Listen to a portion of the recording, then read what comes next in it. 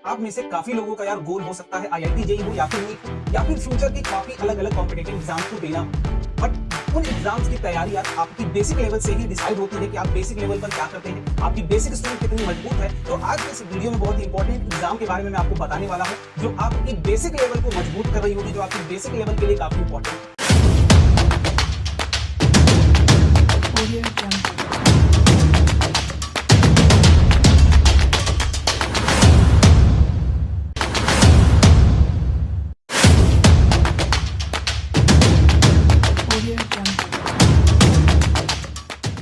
So hello everyone, welcome back to Rankers class 9, 10th and NTSC channel. This is Kunal. तो यार ये बहुत ही special video है आप सभी लोगों के लिए और आपके जूनियर्स के लिए जो क्लास 6 में है या फिर क्लास 6 से लेकर 12 तक के बीच के जो ऑडियंस है उन सारे बच्चों के लिए मैं बेसिकली ये वीडियो बहुत ही ज़्यादा इंपॉर्टेंट होने वाली है। तो हर एक बच्चा जो इस वीडियो को देख रहा है ध्यान से वीडियो देखना और लास्ट तक जरूर देखना यार, क्योंकि कहीं ना कहीं ये आपको मदद कर रही होगी और आपके जूनियर्स को भी बहुत ही ज़्यादा हेल्प करने वाली होगी। ठीक है। और सबसे पहले जो चीज़ मैं बोलूँगा यार कि वीडियो बनाने में, कोई भी वीडियो आपके लिए अगर हम लोग बनाते हैं तो उसमें थोड़ी बहुत मेहनत लगती है। तो जस्ट एक लाइक सपोर्ट के लिए आप ज़रूर किया करिए। कोई भी वीडियो हो उसमें आपका कोई बहुत बड़ा काम नहीं चला जाएगा, बहुत बड़ा समय नहीं जाएगा, हमें मोटिवेशन जरूर मिलेगी। क्लियर। तो आज के इस टॉपिक पर बात करते हैं जिस पर आज बात करने वाले हैं। बेसिकली सीएचएस एक ऐसा एग्जाम जो आपकी बेसिक लेवल को मजबूत करता है। कहने का क्या मतलब है यार कि हमें अगर बचपन से ही, दैट इज हमें अगर छोटे लेवल से ही आदत हो कॉम्पिटिटिव एग्जाम देने की, कॉम्पिटिटिव इन्वायरमेंट में रहने की, तो कहीं ना कहीं हमें उसकी आदत लग जाती है और हम बहुत ही बढ़िया तरीके से उसको शुरू से ही अच्छे तरीके से बड़े लेवल तक लेके जा सकते हैं। तो उसी एग्जाम के बारे में आप सभी लोगों को मैं बताने वाला हूं। तो धीरे धीरे करके शुरुआत करेंगे। तो सबसे पहले अगर मैं बात करूं सीएचएस की, तो आप यहां पे देख पा रहे होंगे सीएचएस दैट इज मैंने लिखा है बनारस हिंदू यूनिवर्सिटी। तो बीएचयू का नाम तो आप सभी लोगों ने सुन रखा होगा। बीएचयू का एक सब पार्ट दैट इज जिसको हम क्या बोलते हैं सीएचएस। तो आज इसी के बारे में हम लोग बहुत ही डिटेल में समझने की कोशिश करेंगे। तो सीएचएस पहली जो छोटी सी बात निकल के आएगी वो क्या कि बीएचयू का सब पार्ट आपका बोला जाता है। क्लियर। इसकी बात करूं तो सीएचएस है क्या सेंट्रल हिंदू स्कूल। मैंने पहले ही बोला कि आपकी बेसिक लेवल की एग्जाम है यार। ठीक है। आपकी छोटे लेवल से ही आपको कम्पीट करना सिखाया जाता है, कॉम्पिटिटिव एनवायरनमेंट मिलता है। नॉर्मली आप तो किसी न किसी स्कूल में आप पढ़ रहे होंगे, लेकिन क्या डिफरेंस है इस स्कूल में और क्या चीजें अलग आपको मिलेंगी वही यहाँ पर हम लोग समझने की कोशिश कर रहे होंगे। तो श्रीमती एनी बेसेंट का नाम तो आप लोगों ने, सभी लोगों ने सुना होगा, थियोसॉफिकल सोसाइटी के बारे में सुना होगा। तो उनकी प्रेसिडेंट रह चुकी है ये एनी बेसेंट। ठीक है मैम, बेसिकली है ना, इन्होंने ही नींव रखी थी अपनी सीएचएस के 1898 में और उसके जस्ट एक साल बाद आपकी स्टैब्लिशमेंट इस स्कूल की हो गई थी। मे बी जीएस में ये आपसे पूछा जा सकता है किसने नींव रखी थी। सो मेक श्योर आपको हो सकता है 1 मार्क्स का क्वेश्चन मैंने बता दिया इस एग्जाम के लिए। तो you are prepared for 1 question, right. अभी मैं बात कर रहा हूं सेंट्रल हिंदू स्कूल। बेसिकली ये कहां सिचुएटेड है यार, तो जिस आप सभी लोगों को पता होगा दैट इज ये वाराणसी में सिचुएटेड है। ठीक है, वाराणसी में सिचुएटेड है और यहीं पर आपकी इसकी जो पढ़ाई चलती है वो क्लास 6 से लेके क्लास 12 तक के बच्चों की कराई जाती है। क्लियर। अब मैं बात करता हूं थोड़े बहुत कैंपस की, तो आप एक बार कैंपस का फील जरूर ले लें। बेसिकली ये बीएचयू की है बट वो सेंट्रल हिंदू बॉयज स्कूल का कैंपस है। इसके बाद थोड़ी सी बाहर मेन गेट के बॉयज स्कूल और इनसाइड फीचर्स आप कुछ यहाँ पर देख पा रहे होंगे। इनसाइड कैसा आपका कॉलेज पूरा का पूरा दिखता है। ठीक है। अब मैं बात करता हूँ सेंट्रल हिंदू स्कूल जो है आपकी 2 पार्ट में डिवाइडेड है। बेसिकली एक part that is CHBH central Hindu boys school, ठीक है, और दूसरा part central Hindu girls school. तो दोनों पार्ट एक दूसरे से काफी सेपरेटेड हैं। दोनों स्कूल एक दूसरे से सेपरेटेड है। लाइक बॉयज के लिए एक अलग पूरा का पूरा सेंटर है और गर्ल्स के लिए एक पूरा का पूरा अलग सेंटर है। दोनों बहुत ही ज्यादा सेपरेटेड है। क्लियर। तो बेसिकली 2 सब पार्ट में आपका सीएचजीएस एंड सीएचबीएस आपका डिवाइडेड है और दोनों के लिए ही सेम एंट्रेंस कराया जाता है जिसका नाम है एसईटी, स्टूडेंट एग्जाम टेस्ट। ठीक है, स्टूडेंट्स एग्जाम टेस्ट या फिर आप इसको सीएचएस के नाम से ही बोल सकते हैं, दोनों चीजें। ठीक है। तो एसईटी का एग्जाम आपका कराया जाता है और इस बार भी एग्जाम करवाया जाएगा। और किन किन क्लास के लिए कंडक्ट कराया जाता है, तो मैंने बोला क्लास 6 से लेके क्लास 12 की पढ़ाई यहाँ पर आपको कराई जाती है। तो अगर आप क्लास 6 में हैं या क्लास 6 के लिए अपीयर होने वाले हैं, क्लास 9th के लिए अपीयर होने वाले हैं और क्लास 11th के लिए अपीयर होने वाले हैं, तभी आप इस एग्जाम को देने के लिए एलिजिबल हो।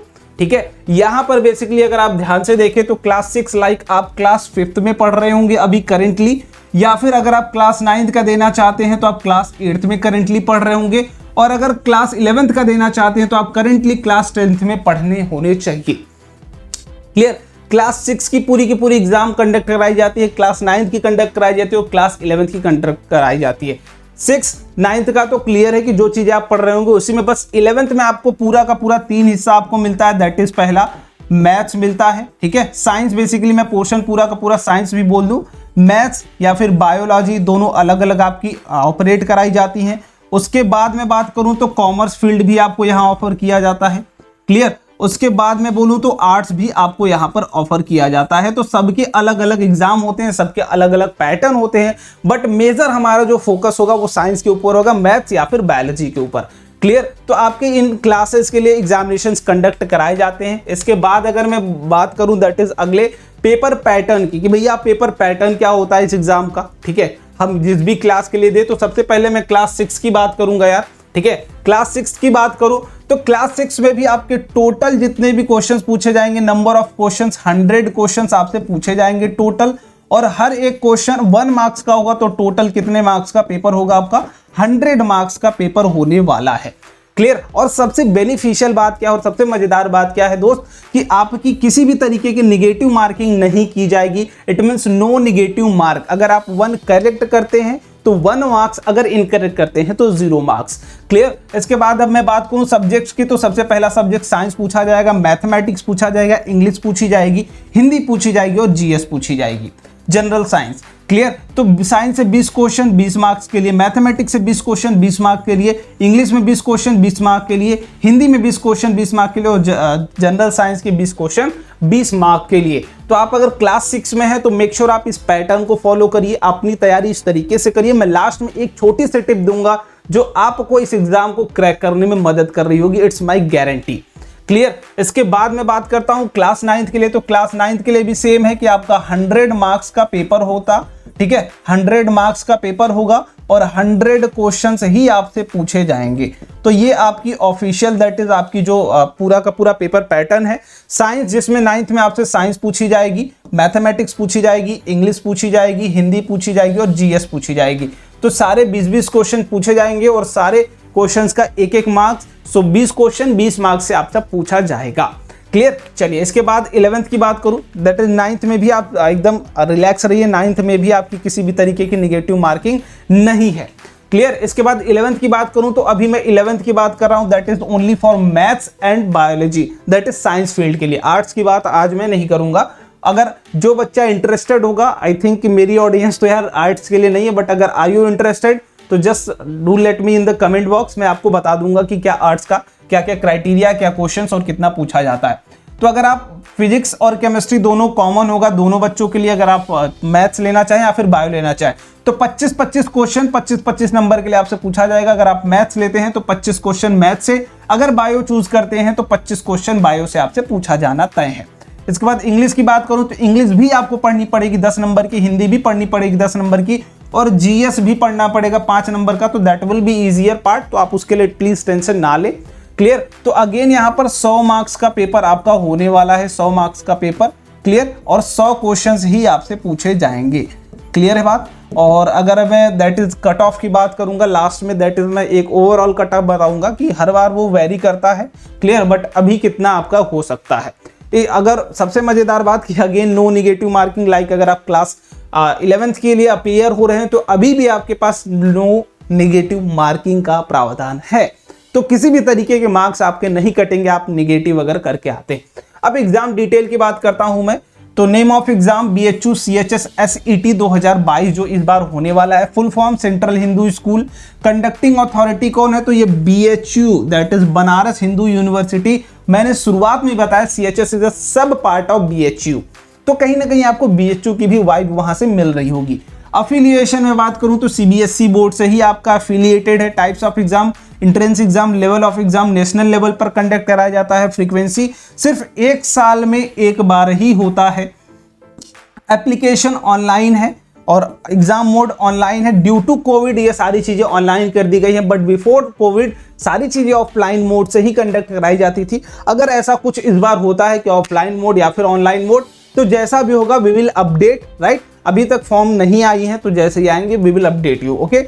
ऑफिशियल वेबसाइट आप ये चेक कर सकते हैं, bhuonline.in पर जाके ऑफिशियल वेबसाइट है आपकी। यहाँ से आपकी एप्लीकेशन फॉर्म की डिटेल या फिर कुछ भी उनको अगर प्रोवाइड कराना है तो they will provide on that website only, okay. चलिए आगे बात करता हूँ मैं, दैट इज एलिजिबिलिटी या फिर सीट की। तो एलिजिबिलिटी की बात करूँ तो 6 के लिए अपीयर होना है, 9th के लिए अपीयर होना है या फिर क्लास 11th के लिए अपीयर होना है। तो आपकी डेट ऑफ बर्थ इतनी होनी चाहिए, इसके बीच में आप होने चाहिए। तो आप बारी बारी से सबके देख लें, 2010 से 2012 के बीच में, 2007 से 2009 के बीच में, और आपका नॉट बिफोर 2002 से पहले आप नहीं होना चाहिए, उसके बाद आपका चल सकता है। दैट इज आपकी ये क्राइटेरिया। अब सीट्स की बात करूं 90, तो देखो मैं बात कर रहा हूं 6 के लिए और ये बात है 9th के लिए और ये पूरी की पूरी बात है 11th के लिए। तो देखो इसमें कुछ रिजर्वेशन क्राइटेरिया भी होता है, बट जो मैक्स टू मैक्स आपकी सीट्स होती हैं वो 60 होती हैं। दैट इज मैथ्स के लिए, बायो के लिए 25 ही अप्रॉक्सीमेट होती है और कॉमर्स के लिए 12, आर्ट्स के लिए 13, ठीक है। और ये पूरी की पूरी बात सेंट्रल हिंदू बॉयज स्कूल के लिए और सेंट्रल हिंदू गर्ल्स स्कूल के लिए ये नंबर ऑफ सीट्स आपकी अवेलेबल है। लाइक देखो इसमें कुछ आपकी कटौती भी होती है कि कुछ मान लो जो बच्चे पहले से CHS में पढ़ रहे होंगे, जो 6 से पढ़ते आ रहे हैं, तो वो 10th के बाद जब 11th में जाएंगे तो कुछ रिजर्वेशंस उनकी इसमें भी होती है। दैट इज आई थिंक ये 38 स्टूडेंट्स में वो काउंट किए जाते हैं। अगर मान लो कुछ बच्चे क्विट कर लेते हैं या फिर किसी रीजन के कारण वो नहीं होते हैं, तो वो सीट भी बेसिकली इंक्लूड हो जाती है। बट एक अगर मैं बात करूँ अप्रॉक्सीमेट, तो 60 सीट्स को फिल किया जाता है थ्रू SET एग्जाम। क्लियर। तो ये पूरी की बात हो गई एलिजिबिलिटी की। अब एप्लीकेशन या फिर एग्जाम डेट की मैं बात करूं, अगर आपसे एप्लीकेशन की बात करूं तो इस बार जो आपकी CHS की वेबसाइट पर जो मिला जा रहा है, दैट इज की एप्लीकेशन फॉर्म्स आपके अप्रैल मंथ में आने के चांसेस हैं, अप्रैल मंथ में आने के चांसेस हैं, राइट। इसके बाद जो एग्जामिनेशंस होंगे वो मई या फिर जून में हो सकते हैं, जून में कंडक्ट कराए जा सकते हैं अकॉर्डिंग टू द क्लास। हो सकता है 9th का 6 का पहले करा लिया जाए, फिर 9th का, फिर 11th का, फिर उसके बाद जो आपकी काउंसलिंग प्रोसेस होगी वो पूरी की पूरी आई होप कि जुलाई में हो, या फिर जुलाई, या फिर मैं अगर जून में भी बोल दूं तो जून लास्ट तक ये पूरी की पूरी काउंसलिंग प्रोसेस। ये किसके लिए है? तो ये काउंसलिंग प्रोसेस के लिए, जिससे आपकी एडमिशन जैसे होती है वो पूरी की पूरी बात काउंसलिंग प्रोसेस आई थिंक कि जून या फिर जुलाई में कंडक्ट कराई जा सकती है। क्लियर। तो ये एप्लीकेशन इसमें आएगा और एग्जाम डेट इसमें आएगा। अगर चैनल पर नए हो तो मैं फिर से बोलूंगा, या फिर चैनल पर किसी भी कारणवश आप विजिट किए हैं, मेक श्योर कि सब्सक्राइब करके रखना, नोटिफिकेशन बेल को ऑन करके रखना, क्योंकि एग्जामिनेशन की नोटिफिकेशन जब भी आएगी मैं जरूर दूंगा, आपको अपडेट जरूर दूंगा। क्लियर। तो आगे बात करते हैं एग्जाम स्ट्रेटजी की। तो देखो ये स्ट्रेटजी क्या मतलब भैया क्या मैं कर सकता हूं? तो देखो आप अगर अलग बच्चे हो, लाइक जो बच्चा भाई सुना CHS के बारे में बस तैयारी करने कूद गया, उसे क्या पता मैं 5th में पढ़ रहा हूं, ठीक है, 6 का एग्जाम दे रहे हैं आप, तो आप कहीं ना कहीं क्लास 5th में पढ़ रहे होंगे। 9th का एग्जाम दे रहे हैं तो कहीं ना कहीं आप क्लास 8th में पढ़ रहे होंगे, और 11th का दे रहे होंगे तो कहीं ना कहीं आप क्लास 10th में पढ़ रहे होंगे। तो ध्यान से एक चीज अपने दिमाग में समझिएगा कि आप नॉर्मल एग्जाम नहीं देने जा रहे हैं, है ना, नॉर्मल स्कूल का एग्जाम देने नहीं जा रहे, आप एक कॉम्पिटिटिव इन्वायरमेंट में रहने के लिए जा रहे हैं। बेसिकली स्कूल मत समझना इसको दोस्त, यहां पर आप अगर दे रहे हैं एंट्रेंस एग्जामिनेशन तो आप कॉम्पिटिटिव एग्जाम की तैयारी कर रहे हो और कॉम्पिटिटिव इन्वायरमेंट में जाना चाहते हो। क्यों? मैं लास्ट में उसको एक्सप्लेन करूंगा। क्लियर। तो देखो अगर क्लास 5th में जा रहे हो, क्लास 5th में हो आप और क्लास 6 का देने जा रहे हो एंट्रेंस, तो एक चीज अपने दिमाग में रख के जाना कि दैट इज जो आपसे पूछा जाएगा, जो भी सवाल पूछा जाएगा वो क्लास 5th से लगभग 80% या फिर इससे बिलो पूछा जाएगा। क्लियर। 80% या फिर इससे बिलो पूछा जाएगा। इसका क्या मतलब है भैया कि आपके एंट्रेंस एग्जामिनेशंस में क्लास 5th से सिर्फ 80% ही पूछा जाएगा, क्योंकि जो बाकी डिसाइडिंग रैंक, डिसाइडिंग स्टूडेंट्स होते हैं वो कहां से सिलेक्ट किए जाते हैं, वो बाकी का जो 20% है ना वो क्लास 6 से ही पूछा जाता है। लाइक अगर आप क्लास 6 का एंट्रेंस एग्जामिनेशन देने जा रहे हैं तो आपको क्लास 6 की चीजें आनी चाहिए। ठीक है। तो ये आपका ब्रह्मास्त्र है जो आपको यूज करना है, आप किसी भी क्लास की तैयारी कर रहे हो। क्लियर। और मैं लास्ट में एक सेपरेट वीडियो भी बना दूंगा कि आपको कौन सी बुक सेलेक्ट करनी चाहिए। अगर आप लोगों का रिस्पॉन्स सही रहा, कमेंट में अगर नीड हो बुक्स की तो जरूर बताना, ठीक है, क्योंकि एक मेरा ब्रदर भी इस चीज की प्रिपरेशन कर रहा है, तो मैंने उसे सजेस्ट भी करा है क्या क्या चीजें तुम्हें करनी है। तो I think I can help you, ठीक है। तो अगर हो तो आप जरूर बताइएगा। बाकी 9th की बात करूं तो 9th के लिए भी सेम अप्रोच है भाई कि 8th के लिए आपकी 70 से 80% सिलेबस आपसे 8th का पूछा जाएगा। बाकी इसके बाद जो भी फैक्टर बचता है 20 to 30% जितनी भी बातें यहाँ पर बचती हैं दोस्त, वो पूरा का पूरा 9 से पूछा जाएगा। क्योंकि आप देखो कहीं ना कहीं उन्हें क्या करना है, कॉम्पिटिटिव बच्चे सेलेक्ट करने हैं जो कॉम्पीट करने में तेज हो, है ना। तो वो कहाँ से सेलेक्ट करेंगे 9th का।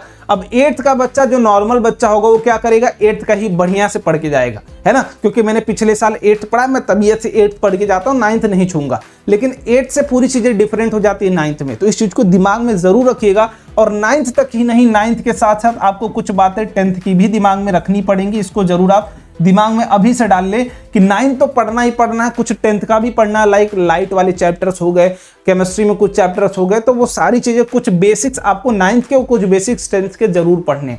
इसके बाद अगर आप क्लास 10th में जा रहे हैं, क्लास 10th में हैं आप, तो क्लास 10th का आपको तो आई थिंक 80% यहाँ पर भी सेम रेशियो आपको चलेगा। ये घटकर 60 से 80 हो सकता है, मैं यहाँ लिखूंगा नहीं। और 11th के साथ साथ आपको 12th भी आना चाहिए। और बेसिक्स पूरा दोनों मिला के आपका 20 टू, मैं अगर बात करूं 20 to 40% भी लिख दो तो कोई दिक्कत वाली बात नहीं है। लेकिन जो बेसिक बात है कि वो सिर्फ बेसिक्स से ही पूछा जाएगा, इसके बेसिक्स ही आपके पूछे जाएंगे, बहुत ही डीप इनसाइड आपसे नहीं पूछा जाएगा। तो ये क्लियर कट बात है। तो ये रही पूरी की पूरी एग्जाम स्ट्रेटजी कि आपको जिस क्लास का एंट्रेंस एग्जाम देने जाओ उस क्लास का पढ़ के जाओ, ठीक है। 6 का देने जा रहे हो 6 का पढ़ के जाओ, 9th का देने जा रहे हो 9th और 10th दोनों पढ़ के जाओ, और अगर 11th का देने जाओ तो 11th और 12th का दोनों का पढ़ के जाओ। क्लियर, बेसिक्स पढ़ लोगे तो तुम्हारा फटाक से क्लियर है, तय बात है वो। अब इसके बाद बेनिफिट्स की बात करता हूं मैं। तो बेनिफिट्स शुरू करने से पहले एक छोटी सी बात बोलूंगा कि पिछला प्रोसेस, जो पिछली स्लाइड मैंने दिखाई, उसमें एक चीज बताई थी मैंने कि जो हर क्लास के लिए 20% क्राइटेरिया, वो क्या भाई कि अलग से वो 20% क्वेश्चन आपसे पूछे जाएंगे, और वो डिसाइडिंग क्वेश्चन होते हैं कि आपको एंट्रेंस एग्जामिनेशन में सिलेक्शन मिलेगा या नहीं मिलेगा। तो कहीं ना कहीं अगर आप देखेंगे ध्यान से तो जो बच्चे सेलेक्ट किए जाते हैं वो सेपरेटेड बच्चे होते हैं, वो ब्रिलियंट बच्चे होते हैं, ब्रिलियंट माइंड के बच्चे होते हैं।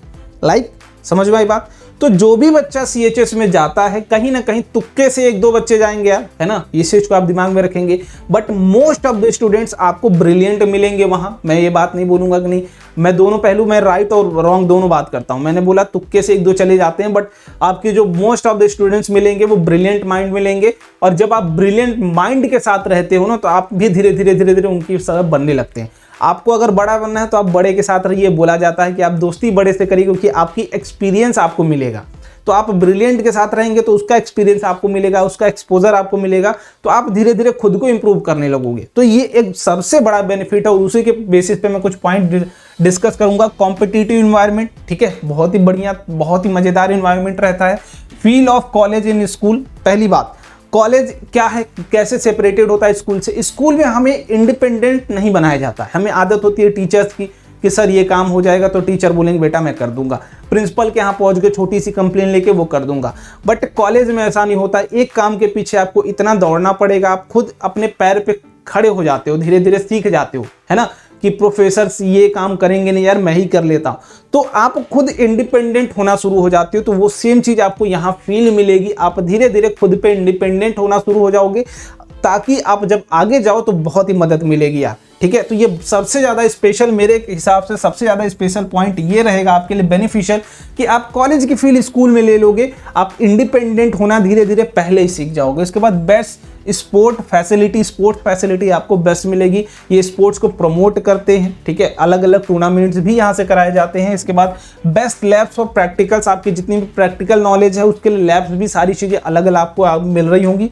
कंप्यूटर लैब हो, साइंस लैब हो, जो भी हो सब कुछ आपका बेस्ट है। इसके बाद free medical service from BHU में मैंने बताया कि मेडिकल के लिए भी जाना जाता है। तो जितनी भी आपके ऊपर जो भी खर्चा आएगा दैट इज वो पूरा का पूरा free treated from the BHU hospital, ठीक है। आगे बात practical exposure for the everything. मैंने जैसा कि बोला आपको प्रैक्टिकल एक्सपोजर कि आप हर एक चीज़ के लिए खुद रिस्पॉन्सिबिलिटी लेंगे, खुद काम करने की कोशिश करेंगे।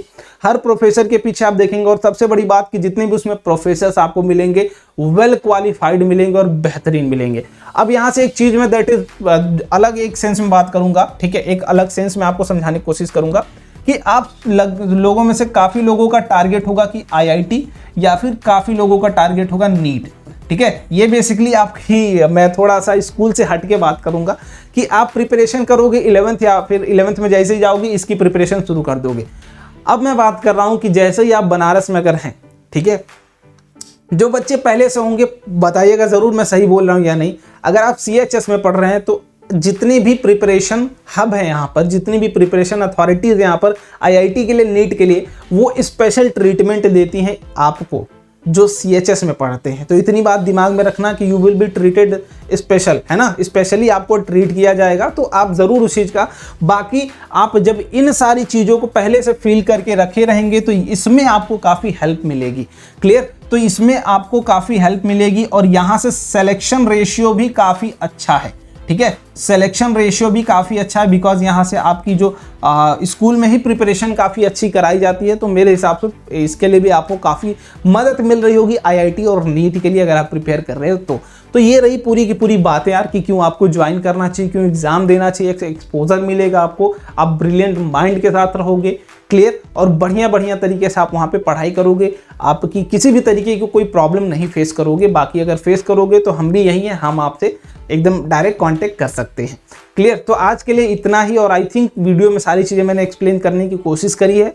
कोई पॉइंट अगर मिस रह गया हो तो मेक श्योर कि मुझे कमेंट बॉक्स में ज़रूर बताइएगा ताकि आपके जूनियर्स या फिर आपके कलीग्स जितने भी हों उन्हें वो मिसिंग पॉइंट ज़रूर पता लगे इसके। ठीक है, तो अभी जाते जाते इतना ही कहूँगा। वीडियो देखने के लिए बहुत बहुत धन्यवाद। बस ऐसे ही प्यार दिखाते रहिए। मिलते हैं अगले वीडियो में एक नई कंटेंट के साथ। Thank you so much.